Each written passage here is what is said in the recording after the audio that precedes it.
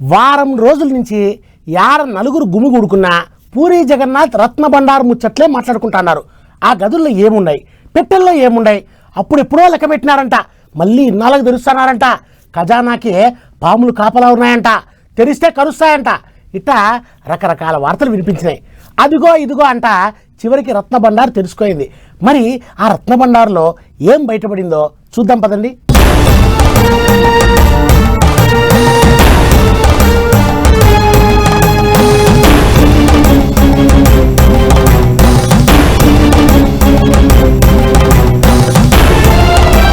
పాత దర్వాజాలు తెరుస్తారట, లోపటికి పోతారట, సొమ్ములన్నీ బయటికి తెస్తారట అని దేశమంతా ఒక్కటే ముచ్చట్లు వినిపించినాయి. పూరి జగన్నాథుని ఖజానా ఎంతున్నదో, లోపట ఏమున్నదోనని ఒక్కొగళ్ళు ఒక్కో తీరుగా మాట్లాడుకున్నారు. ఇక ఆఖరికి అట్లిట్లా ఆయితారం మధ్యాహ్నం 1:28 ముహూర్తం పెట్టుకొని ఆఫీసర్లు, గుడి కమిటీ మెంబర్లు, అయ్యగారులు అన్ని తీర్ల బందోబస్తుగా పోయి రత్న బండారం తలుపులు తీసిండ్రు. ముంగటున్న 2 తలుపులు తాళాలు పెడితే తెరుచుకున్నాయట గాని 3వ రూమ్ తలుపులే అంత అల్కగా తెరుచుకోలేదట. అందుకే కట్టర్లతోని 3వ రూమ్ తలుపులు తెరిచిండ్రట. అయితే తలుపులు అయితే తెరిచిండ్రట గాని 3వ రూమ్ జోలికైతే పోలేదట. ఎట్లున్నదో మళ్ళా అట్లనే సీలు కొట్టి పెట్టిండ్రట.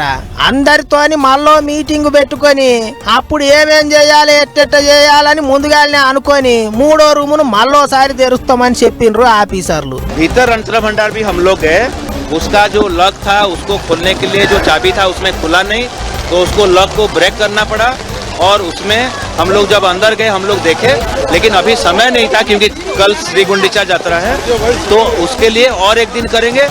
श्री मंदिर का जो भीतर रत्न भंडार है उसको भी लॉक किया गया, उसको सील किया गया और उसका जो चाबी है उसको अभी ट्रेजरी में जमा करा है. ఇక అంతకు ముందే అయ్యగారులు పొద్దుగాటి సంధి పూజలు గట్టిగా చేసిండ్రు. గుడిని కాపాడే లోకనాథ్ దేవునికి, నాగదేవతకు అన్ని తీరుల పూజలు చేసిండ్రాట. రత్న బండారం తలుపులు తెరుస్తా అన్నామని అనుమతి అడిగినరాట. ఇంకో దిక్కు లోపట పాములు ఉన్నాయని ముందుగానే చాలా మంది అన్నారు కాబట్టి పాములు గరిచినా ఎమ్మటే మందులేసి కాపాడనికే డాక్టర్లు, పాములు పట్టేటోళ్ళు అందరిని ఎంటబెట్టుకొని పోయినరాట ఆఫీసర్లు. లోపటున్న బంగారము, సొమ్ములు, రత్నాలు అన్ని తీసి లెక్క పెట్టనికే తీసుకుపోవాలి కాబట్టి ముందుగానే పెద్ద పెద్ద పెట్టెలు కొత్తవి తయారు చేసుకొని తీసుకొచ్చిండ్రు. అటు తలుపులు తెరుచుకోగానే పెట్టెలన్నీ లోపలికి తీసుకుపోయిండ్రు. అప్పుడు ఎప్పుడో 46 ఏండ్ల కింద తెరిచిండ్రు అంటే మళ్ళా ఇన్నొద్దులకు రత్న బండారం తలుపులు తెరుచుకున్నాయి. అప్పట్లో సొమ్ములు అన్ని లెక్క పెట్టనికే 70 రోజులకు ఎక్కువనే పట్టిందట.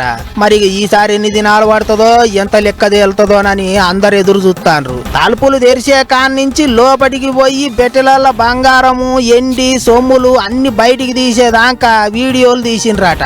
ఎక్కడ ఎటువంటి తప్పులు జరగకుండా చూసుకున్నారట. ముందుగా అనుకున్నట్టు పాములు గీములు ఏమి ఎదురు పడ్డట్టు లేవు, అంత అల్కగానే నడిచింది కార్యం అనుకుంటారు ఇప్పుడు. మరిగా సొమ్ముల లెక్క లోపట ఏమేమి ఉన్నాయి అనేటిది ముందు ముందు తెలుస్తుంది కావచ్చు.